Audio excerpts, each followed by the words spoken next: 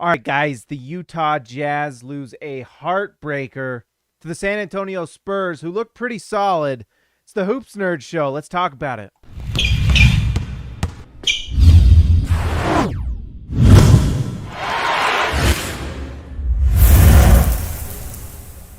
All right, guys, that was a heartbreaker for Jazz fans. The San Antonio Spurs come into this with a losing record, but they have been playing well as of late. I think out of their last 10, I can't remember exactly how many they've won. They've won more than they've lost, and they've looked pretty good. And in some ways, you shouldn't be surprised. I mean, they have really nice talent on this team. I love Dejounte Murray. Derek White is a guy who's played, with Donovan Mitchell at Team USA.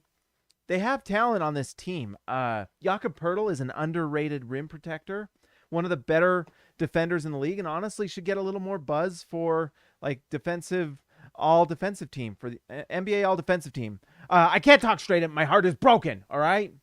But anyways, this is a good Spurs team that for whatever reason just hasn't really pulled it together. I haven't watched a lot of Spurs this year. I'll be honest. This is a team that I just haven't seen a lot of. I thought the thing that's drawn me to the Spurs is Dejounte Murray, and they had those rumors last offseason about possibly some sort of trade with Dejounte Murray, which I don't think is going to happen because I do think that they would like to get that record for Popovich. But anyways, I just want to give credit to the San Antonio Spurs. Keldon Johnson is a nice young player, and he absolutely feasted tonight. I mean, I'm just looking at the numbers now, but he was 10 of 13 from the field, 4 for 5 from 3, 8 rebounds, 2 assists, 24 points. My goodness. He was really good tonight, guys. Really good. And so Keldon Johnson has himself a night. He only played 31 minutes. Holy smokes. The other guy that we just mentioned is Dejounte Murray. The shooting numbers weren't all that spectacular. 1 for 6 from 3, 6 for 16 from the field, so that's not great. But he did have 11 assists and 11 rebounds. So he actually ends the night with a triple-double, 16, 11, 11. Holy smokes. I love his defense. He had 2 steals tonight. They had that one trap on Donovan Mitchell. And you just see all the things that he can do. I love Dejounte Murray. I mean, Spurs fans, let me know what your thoughts are on him. If it's someone you just want to move on from, if the Spurs need to bottom out. That's the one thing with the Spurs that you always kind of wonder. While Pop is there, they're not going to bottom out. Like, they're just not going to. And so I just don't see them tanking in any way. I mean, the most famous tank of all time was the one that the Spurs did for Tim Duncan. I just don't see that happening anytime soon because, like we said, Pop wants that record. But there's some nice players on this team, and it shouldn't be a surprise that they play well. I liked Devin Vassell in the draft, 5 for 10 from the field, 3 for 5 from 3. That's some nice stuff from him. 13 points plus 8 in this game. I like the Spurs team. It's one of those teams that there's a few guys on their team that I wouldn't mind seeing traded to the Jazz. I don't know if I got a lot else to say about the Spurs other than you shouldn't be surprised when a team like that, who has great perimeter athletes and defenders, gets you. That's what they did. Let's talk about the Utah Jazz. It's a disappointing loss, obviously, for Utah. We've seen this story a little bit, and it's starting to creep up a little more. Last game we saw it, and the Jazz were up on the Clippers, who were without Paul George and without Nicholas Batum, and the Clippers still had a lead in the second quarter. And Tony Jones kind of replied to a tweet I made about how I was a little worried about that win to the Clippers, because it just is surprising to me that this Jazz team, who was at full strength, by the way, can't put away a Clippers team minus like their 2 or 3 best players. And somehow that team was still in it in the second quarter. I know the Jazz ended up blowing them out, but that to me was a tiny bit of a red flag. And then tonight, they just could not put away this Spurs team. They just could not defend. Here's the question, and I think everyone is kind of asking themselves this. Is it because the Jazz... Well, I'm asking this. I don't know if everyone's asking this. I'm asking this. Maybe I'm not seeing people ask this. Maybe we should. Is it because the Jazz are not going out with big energy these games? You know, like one of the things I'm kind of seeing a trend with that's kind of frustrating is that these first quarters, the Jazz it'll be like 35-34, you know, and against like the Spurs or against the Clippers who didn't have their best guys. This Jazz defense, and I even after this game, it was a bummer of a night. My wife found out what my gift to her was on Christmas, and it bummed me out. So double bummer tonight, guys. But anyways, we'll get over it. It's still a cool gift. It'll be fine. But trying to get over that as well as the Jazz loss. So what I did is I'm actually in the NBAstats.com. I don't know if I want to share my screen. You know what? Why not? Let's see. Let's see what pops up here. This is just live. We got like 10, 15 people watching.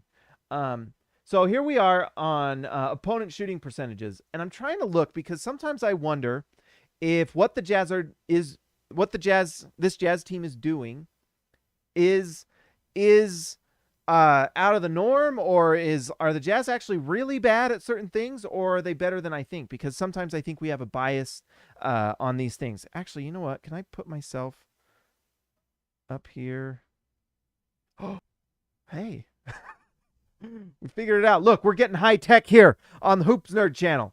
Maybe we can we adjust this? Whoa, look at that. All right, so let's pull this up. So this is opponent shooting percentages, and I'm just kind of curious, and I'm not going to act like I'm a statistician for the NBA or the Utah Jazz or anyone, because I'm not. But what I'm looking at here is how good are teams shooting against the Jazz. Right here, so here's less than 5 feet. Here's how teams are shooting against teams less than 5 feet. If I'm doing this correctly, I chose defensive dashboard, and then we're going to do, let's see, maybe we can just do this. Okay, this is overall. Let's do less than 6 feet. You know what? I'm screwing this up. Let's go back to opponent shooting. Opponent shooting. Okay, here's where we're at. Sorry. This is just going to be what it is because with the Jazz lost tonight, no one's going to watch this. Anyways, so here's less than 5 feet. Here's the percentage teams shoot in these certain areas. So less than 5 feet, field goal percentage. Atlanta Hawks are the worst, which is kind of crazy if you consider Clint Capella is on that team. This is kind of a wild number. Let's just do the inverse, or let's see. Okay, never mind. Denver Nuggets. Denver Nuggets are the worst right now in the league in terms of field goal percentage at less than 5 feet. So this is at the rim. Stop telling me Jokic is this incredible defender, all right? Get out of here with that. Shut the door on that, all right? Can we stop that nonsense? Now let's do the inverse here. Number one team protecting the rim is the Cleveland Cavaliers, which is probably not surprising when you consider you have Jared Allen and Evan Mobley protecting the rim. This is actually pretty impressive with the Chicago Bulls doing this. I don't think this is that sustainable, but then the Clippers as well. These two teams have really impressive perimeter defenses, so maybe that's an interesting trend. The New York Knicks as well. Here's the Utah Jazz. So doing pretty well. Let's see. 1, 2, 3, 4, 5, 6, 7. Can we number these? NBA.com, please. 1, 2, 3, 4, 5, 6, 7, 8. Utah Jazz. DWDCB. 25 of us are somebody. That's true. Thank you, Darren Williams, to Carlos Boozer, my man. Anyways, let's go back. And maybe we should share the screen like this more often. This is actually kind of fun. Let's do this next time. And maybe we'll do more videos like this. Why not? Utah Jazz are at 60%. Let's see. I already lost where I count. 8th in the league. Pretty good. That's Rudy Gobert and Hassan Whiteside. I would have expected it more up here. But if you're in the top 10, you're at 8th. That's pretty good. Also, I think it's important to note, look at how many people are doing this. 26%. So 30 attempts a game on them, and they're not shooting at a high percentage. It actually is only 26 for the Jazz, which is kind of, let's see if that's number one in the league. Oh, it's not. Even less. So the Jazz are like sitting at 8th. Okay, interesting. But anyways, they're not taking a ton of them because they're afraid of Rudy. They're taking 4 less shots at the rim because of Rudy Gobert. Interesting. Now, you could argue also there's some things with this that are, offensive rebounds. Are guys getting offensive rebounds and putbacks because the Jazz rebounding is not very good. This is very nuanced data, but this is interesting. All right, let's go here. 3-point shots, 20 to 24 feet. Because these are the shots that are driving me crazy, and it sometimes feels like, how are these teams shooting so well against the Utah Jazz? Let's see. Worst team in the league, not surprise. Portland Trailblazers. Can't guard a fence post from the 3-point line. 42%. Holy smokes. Teams are shooting 42% against Portland from 20 to 24 feet. Dallas. I mean, it's no question these teams are, although that's another interesting. How are the Bulls allowing 39% from that range? This is also 24 feet. 3-point line is 22. So why the NBA does it in this increment, I don't know. I would rather see 22 to 24 feet, you know? This is stupid.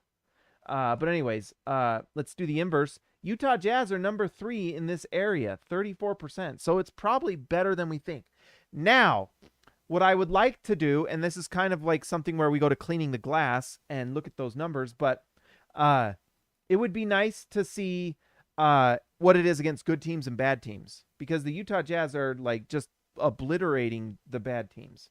And so that's why there's reasons why I have like consternations. Is this some pyrite number right here? Is this pyrite, guys? Is this fool's gold, or is this legit?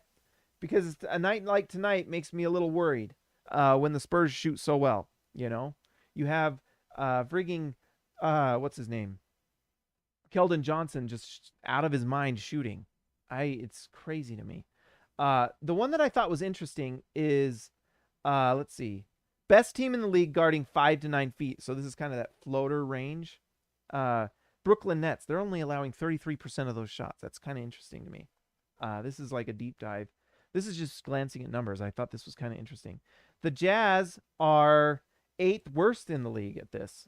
This is kind of that mid-range shot, 43%. The Jazz allow a high percentage of shots. They're 8th worst. So maybe this is kind of the problem. You know, let's look at 10 to 14 feet. This is like free throw line extended. Let's see. So worst team. Can you guys see those numbers pretty well? I think you can. We're just like, this is just for fun anyway. So best team in the league, Philadelphia 76ers. Good perimeter defense. This is stopping the mid-range. And this is the shot that the Jazz actually allow to happen. So maybe we shouldn't be surprised by this. But Philadelphia 76ers, it's weird how the Chicago Bulls show up on all of these. But they are doing a great job of defending that shot. That's your perimeter defense. Phoenix Suns, a team we think is really good. Interesting that these teams, these 3 top teams, are really good teams. Portland weirdly shows up here. Not a good defensive team. But then Milwaukee, good defensive team. Los Angeles Lakers are a bad defensive team this year, so that's interesting. I don't know if this is a trend, but Miami and Golden State, also good defensive teams. So the majority of the teams that are not allowing a high percentage here are good teams. You go to the worst. New Orleans Pelicans are allowing 48%. They are one of the worst teams in the league. The Knicks are losing at a high rate right now. That beginning to the season, the bing bong has fallen off. Atlanta, disappointing season. Charlotte Hornets,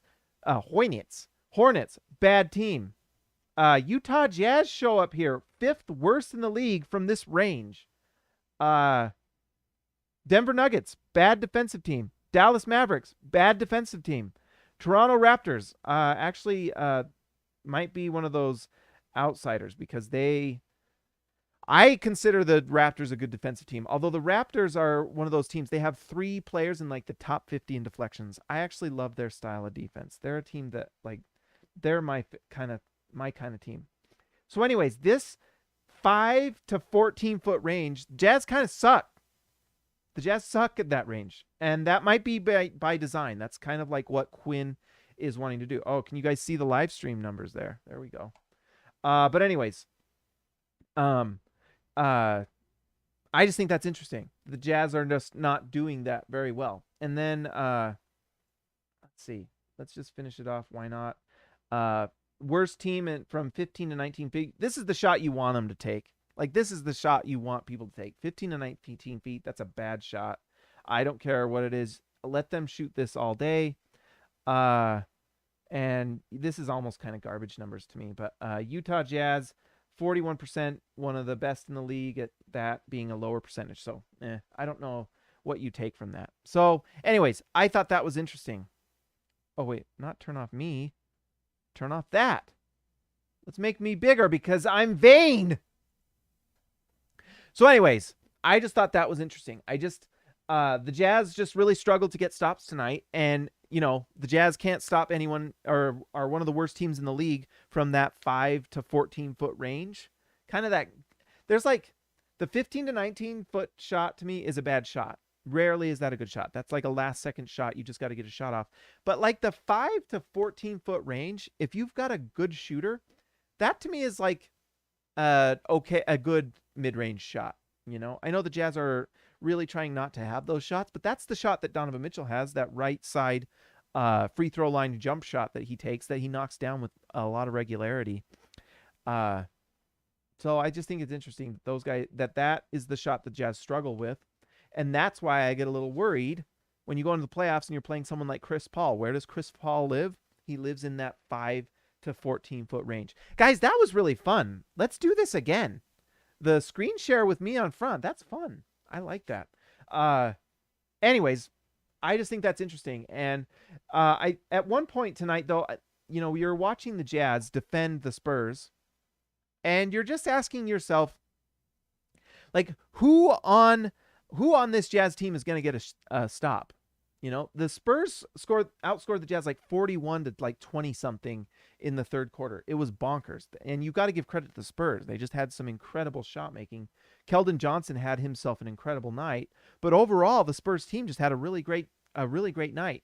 Dejounte Murray didn't have a great 3-point shooting night, or even really a great shooting night overall, but he had a triple-double, 11 assists. That guy is freaking awesome. I would love that guy on the Jazz. By the way, why didn't the Jazz trade up to get him? They got him at 29, and I was dying for that guy. Gosh dang it. It's the guys that... Pain, all right? Pain.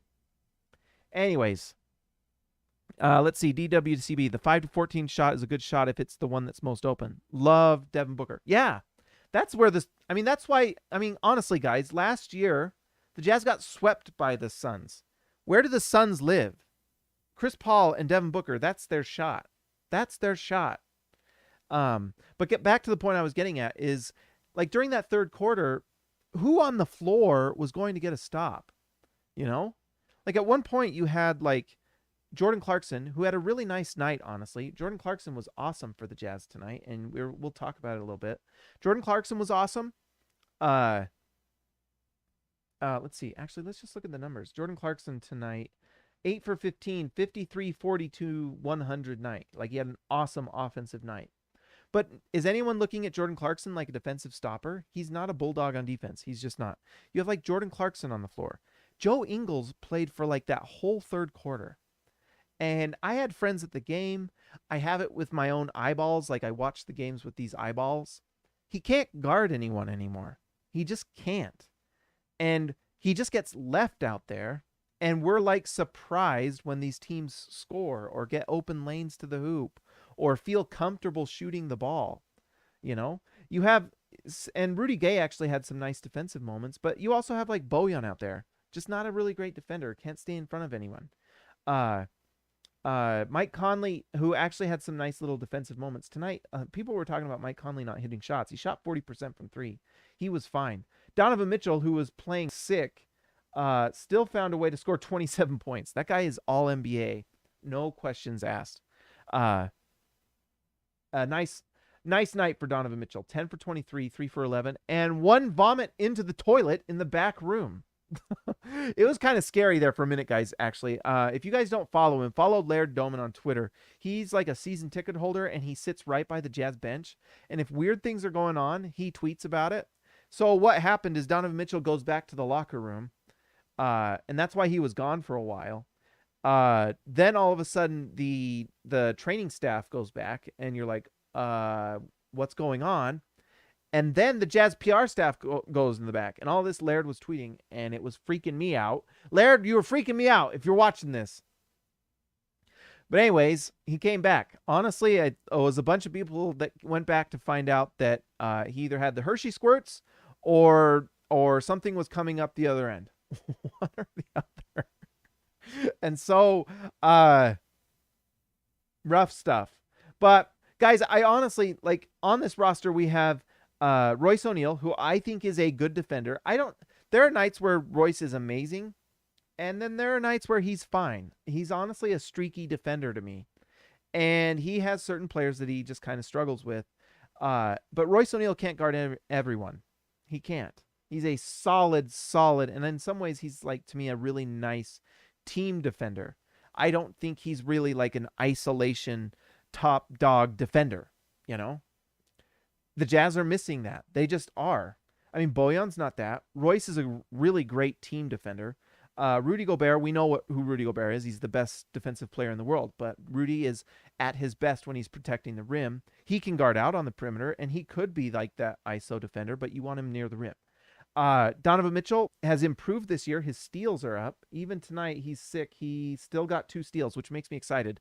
Watching those steals per game for Donovan Mitchell go up is fantastic. And Mike Conley, who honestly you don't want him out there guarding too hard because you want him to stay healthy. So of those guys, I don't really see anyone that's like on the perimeter as your guy that just like goes after their number one guy. The Jazz don't have that. I feel like if the Jazz could go get that, then all of a sudden it makes Royce O'Neal look better. It's kind of like when you have an offense that you don't really have that top guy, you know? The Jazz didn't really have that. Once they got Donovan Mitchell, you have your top guy on offense, and then someone like Mike Conley becomes your secondary guy. And instead of a team like the Grizzlies, who kept going into the lottery with Mike Conley as their number one guy and no one else, when Mike Conley becomes your secondary option with Donovan Mitchell at the 1, you're the best offense in the league. The same kind of idea can go for defense. If you have like a Lou Dort, or a Matisse Thybulle in Philadelphia, or someone like that, that's kind of your number one on-ball defender, then like a guy like Royce, who's probably more like a good second option defender, especially something you need when teams are switching. That's the thing. If you only have one good perimeter defender like the Jazz have, really one like positive plus defender, and I would say Donovan Mitchell and Mike Conley have their moments, and Mike Conley is definitely a guy that can turn it on when he needs to, but you want him to be careful not to get hurt. But for the most part, you have Royce O'Neal. And what do teams do? You just come up and screen him off. And the Jazz will switch, and all of a sudden you've got Donovan guarding, a 6'6" guy. And Donovan has a long reach, but we've just seen that some of those times he struggles. Or you switch off Royce O'Neal, and all of a sudden Bojan Bogdanovic is guarding him. And we know that Bojan just struggles to be like a stopper. Bojan tries, which I really like. He got a lot of good effort, but it's just not there. So if you're going against the Utah Jazz and you're a team like the Suns or the San Antonio Spurs, and you're in that 5 to 14 foot range like we're talking about, you're gonna dominate in a lot of aspects. Because what you do is Royce O'Neal, if he's guarding your main guy, Dejounte Murray, you just either switch him off and then go get your shot, or Derek White right here, who had Derek White tonight was 7 for 15, 2 for 8. Man, he had some big shots at the end. 3 assists, 2 steals. He had a nice night, 22 points. If you're going against the Jazz, all you have to do is screen off Royce O'Neal, right? But if you're the Jazz, if the Jazz go out and get some guy that can go out and guard that perimeter, they can't switch Royce off of them. So you're always going to have like let's say the Jazz magically could get like trade Joe Ingles for Lou Dort, let's say, and they can give the 2026 pick because they can't convey until then, which honestly the 2026 pick might be super valuable. If you're Sam Presti and you think maybe Donovan Mitchell leaves Utah in 3 years, all of a sudden that pick looks really nice. If you're Utah, you probably want to think about that and say, hey, can we get a guy now? Because we screwed up in the draft for 3 years now. We need to make a pick, or we need to get a guy that can defend. If you had like Lou Dort and Royce O'Neal and you can just switch like this and they can't just get away from you, that's pretty amazing. And then Rudy behind him, you can do the math. You can see the logic of how that can be good. And if Donovan Mitchell and Mike Conley are your third and fourth options, that's great. That's amazing. because Donovan Mitchell has been getting steals this year, and he can disrupt passing lanes. Mike Conley can be honestly, Mike Conley's a pretty good ISO defender. Like when he's one-on-one against other guards, he's actually pretty good. We saw what he could do against John Morant at times last year in the playoffs, and it's part of what got him injured or re-aggravated his injury, because he went at John Morant and he did a pretty good job. So I think the Jazz really are like one defensive guy away. And we saw that quote. I wrote about it in SLC Dunk. I hope you guys went and read that. But Danny Ainge, who now making the decisions, which is kind of crazy. We still haven't talked about that. But Danny Ainge is making the decisions, and he thinks the Jazz can be a special team. He doesn't think they're a special team now. And I think he probably sees what we're all seeing, is the Jazz don't really have that defense that can just kind of get stops when it needs to. The Jazz just really struggle to get stops when they need to. Someone in our SLC Dunk chat, I think it was Anthony Chang, gave a stat. Like I think within like in the last season or so, the Jazz in games decided by like 5 points or less are like 1-4, something like that. Like they just can't get stops, you know. And Rudy can't save everyone. He just can't. And we saw that against the Clippers. So the Jazz really need that guy. And here's why I think you can go get that guy. I think at this point, the Jazz have kind of simplified their offense. The Jazz do really simple actions, and we've seen in the last 8 games that you don't need these like so many complicated different ball movement things. Simple actions get you good shots. And guess what? When you have simple actions and you have an offense like that, where let's say it's just a quick pick and roll up top, like we see that pick and roll all the time with Mike Conley and Rudy Gobert. Rudy Gobert comes up. Rudy Gobert, one of the best pick setters in the NBA, opens things up for Conley. Conley, when it's open, he just sidesteps, takes that open three and buries it. And Conley's been having a monster year doing that. Donovan Mitchell, who has unlimited range, can have that extended 3-point shot on a pick and roll. If the defender goes under, Donovan Mitchell has the range from 25 to 29 feet to bury that, and it's amazing. And then because of his incredible speed and first step and ability to get through the rim, and we saw it tonight, he can score inside. Donovan Mitchell right now is a top 10 NBA player. I don't want to hear anything otherwise. He is unbelievable right now and deserves MVP mentions. He's not going to win it, but he deserves a little bit of MVP buzz. And all NBA, 100%. What he's doing is incredible. But you have the Jazz offense running through those three, that big three, Donovan Mitchell, Mike Conley, Rudy Gobert. That's good enough.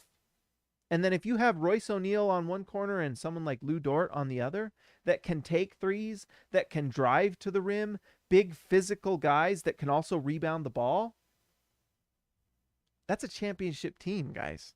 That's a championship team. And if Danny Ainge can pull something like that off, I think everyone will be super happy. Let's just go really quickly through the Jazz, and let's do it again. Let's just do this share thing. How many people are watching? 48. Hey, welcome to the show, guys. If you haven't already, like and subscribe. I'm going to shrink me.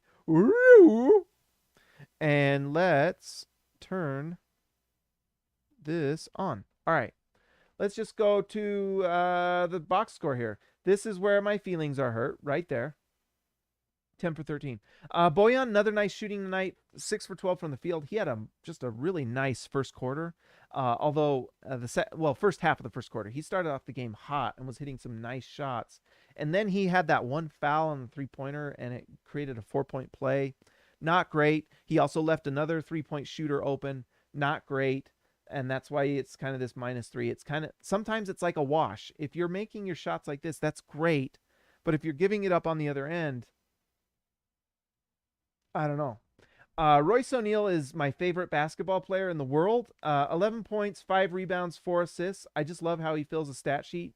Rudy Gobert, it's funny. Rudy Gobert tonight, 16 points, 14 rebounds, 2 assists. The impact wasn't quite as big and good as I would have hoped.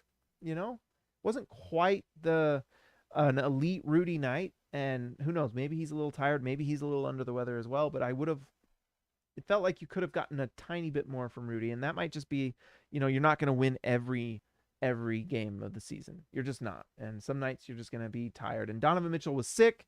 That's why we're probably seeing the reduced numbers here. 27 points still. 5 rebounds, 4 assists, 2 steals, though. I mean, that guy's battling through sickness. That's amazing. And like we mentioned, Mike Conley, people were talking about his shooting. He shot 40% from 3. You'll take 4 for 10 from 3 every game. 7 for 17 from the field. 6 assists, 6 rebounds. That's a nice night for Conley. Interesting that the most minutes played was 32 by Rudy. This is one thing the Jazz are doing this season that's really nice. They are not overplaying their guys. And it's not Mike Conley this is actually one of the more larger minute amounts he's played all year. Usually he's around like that 25-minute range, at least during this win streak. So that's interesting. This is the number that baffles me. Joe Ingles was the guy in that third quarter that was just like, he just can't guard anyone, guys. He can't guard anyone. And honestly, when it's just 2 for 5 from the field, 1 for 3 from 3, and you get 4 assists, this is just like a rough night. -8. Worst plus minus of the team, and that's not a surprise. He can't stay in front of these guys. It's really rough. And so I don't know. I don't know what to say. You watch him and he just can't guard anyone. Watch him, and he's just bigger. Go look at team photos of Joe Ingles, and maybe I'll put it in the chat or like the channel, but go look at a picture of Joe Ingles this season and go look at a picture of Joe Ingles like 2 or 3 years ago. Just go do it. And you will see a difference. And it's just like, I don't know. It's not great. It's not great. All right. It's just not good. Let's see. By the way, and just so we give him credit, Jordan Clarkson had a really awesome offensive night. Jordan Clarkson was a major reason the Jazz were even in this game. Just a really impressive night. 8 for 15, 3 for 7. We saw what he did. But what he also is doing is Jordan Clarkson is assisting the ball. He's been fantastic. You look at these 2 assists. We'll just go for fun. I don't know. Is this illegal? I don't know.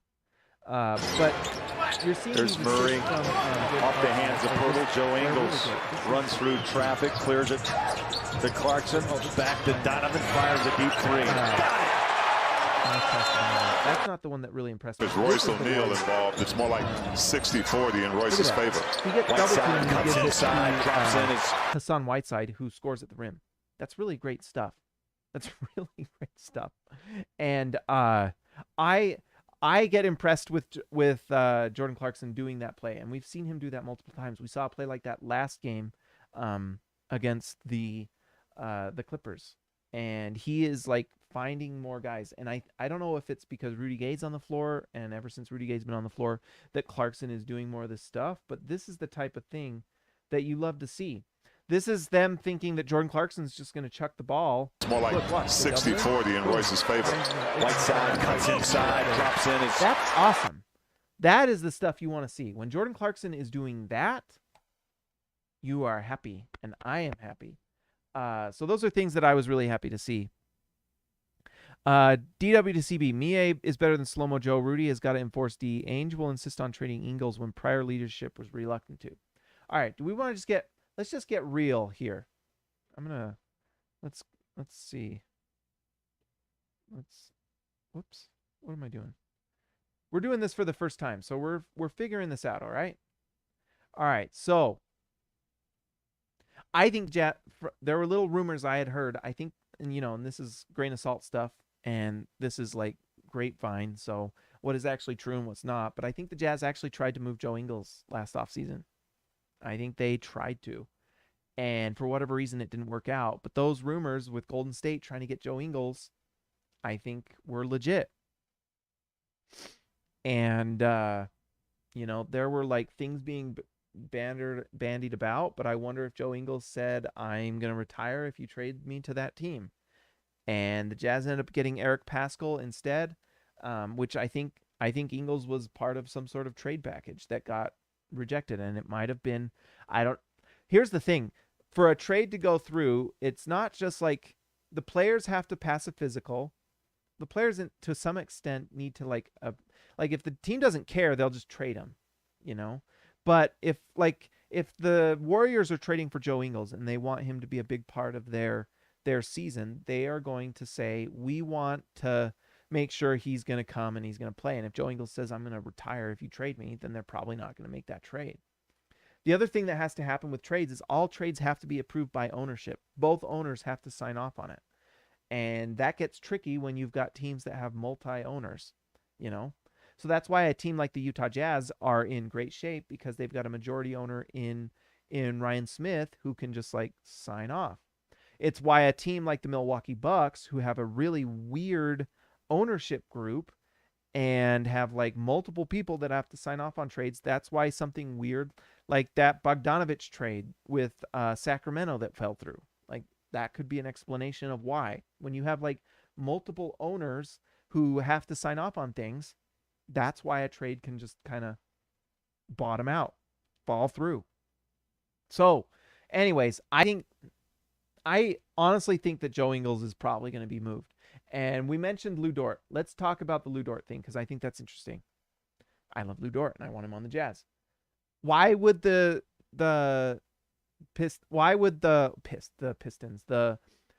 Thunder want Joe Ingles?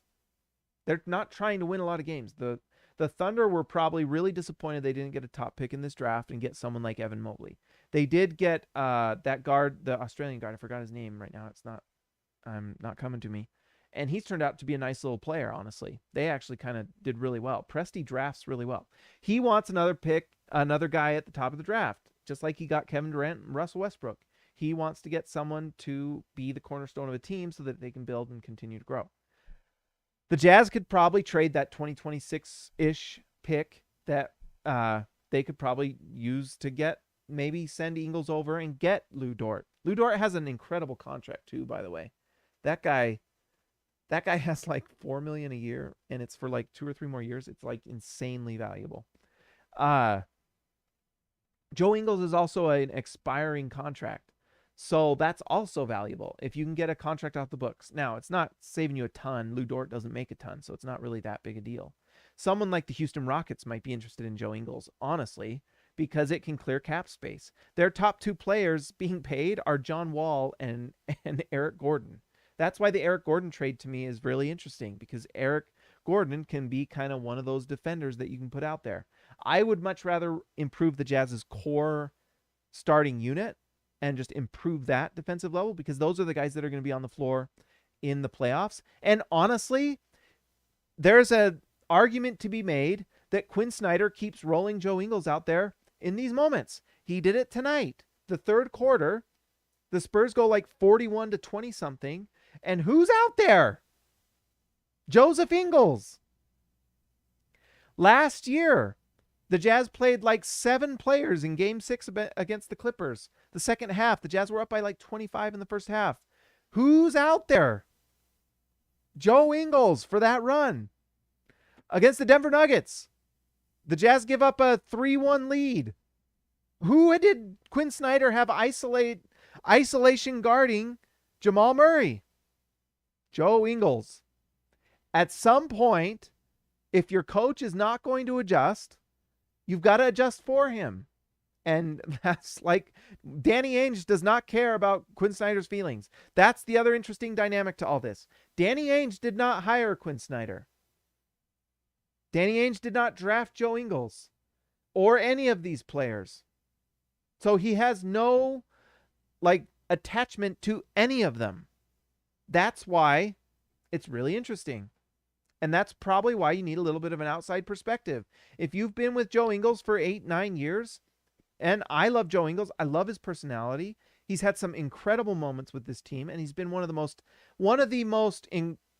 successful signings in Jazz history. To pick up a guy off the practice squad who can sometimes come in and start for you and has been 6th man of the year candidate, been in playoff wins for you, played some incredible defense back in the day, ironically. It's a tough decision. And that's one of the quotes that Danny Ainge made is sometimes you've got to come in and make a tough decision.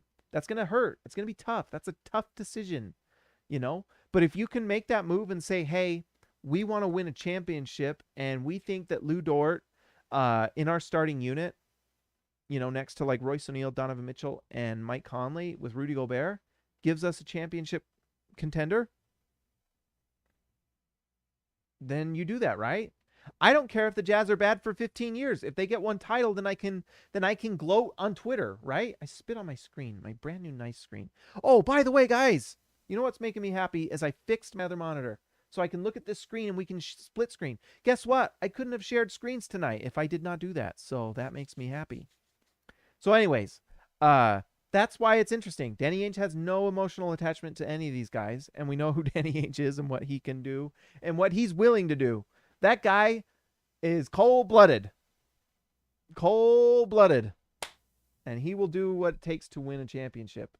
And he's won championships. So he has. All right, guys, that's all we got tonight. That turned out to be a long stream. Sometimes the losses tend to be the longer streams, but it's fun. Let's give a shout out to our all-stars tonight. These are the guys that make it happen. The guys that get buckets and score and defend their man. Let's give a shout out to Baby Elliott Matson, X marks the spot for Zintis, Jordan the GOAT best roll, Ryan Perry the legend, Joshua Hansen the Danish destroyer, and one Anton Warren, Ezekiel Raisibe, the man from down under, JT Buckets Wardell, Austin R. Grant, editor extraordinaire, Eric C., the C stands for champion, Donald Schooley, schooling all of us, DW to CB, Darren Williams to Carlos Boozer, Jorge Arrizaga, mi amigo de abajo, Lee Christensen driving the lane, Justin Ty H, Patrick Kubo, the connoisseur, Robert Hall of Fame, and DW Jazz going all the way. Guys, let me know in the comments if you liked the splits, sharing the screen. I actually think that was kind of fun, and I actually think we're going to start doing something with that because that was fun. That was actually better than I thought it would be. And on a night like tonight, why not try something new? Right, Quinn? In the third quarter, maybe try something new. Mie Oni, he's sitting right there. You know who else is out there? Trent Forrest. Just put Trent Forrest out there. He can defend pretty decently. Put him out there. I don't know. But when the Jazz have consistently traded away all their good defenders for shooters, this is kind of what happens, is you just don't have a lot of guys that can really lock down anyone. You know, if you have a guy that can shoot it incredibly and defend at an elite level, those are like the Kawhi Leonards and the superstars in the league, right? Anyways, guys, if you haven't already, like and subscribe to the channel. If you haven't already, hit the bell so you know when we go live. We're going to start doing this more because that was fun. And I think I'm still trying to evolve this channel. I'm going to try to do a video tonight over something I thought was funny. It's just a time thing, but hey, it's Friday night. What else am I going to do? Watch a movie? Maybe I'll make a video for all you guys to watch. Anyways, like and subscribe to the channel, guys. I will talk to you.